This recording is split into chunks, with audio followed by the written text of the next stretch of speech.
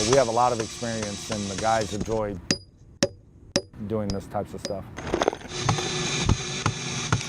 We are nestled in an area of campus called Alumni Grove, located right in between the new Neuroscience Engineering Collaboration Building, the Student Union, and the Russ Engineering Building.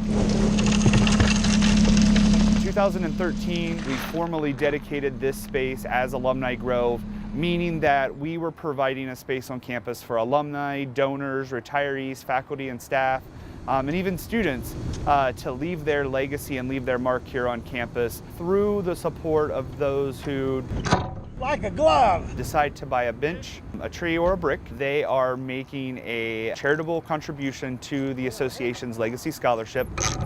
Well, I think it's a really nice area. I know I have a couple gentlemen that work in this area and take care of it, and they take pride in making sure this area is nice. With the installation of the trees that we've had, the benches, this bench program, along with the Alumni Association, I believe is going to grow. I hands down cannot thank our grounds crew here at Wright State enough for the work that they continue to do to make Alumni Grove such a beautiful space.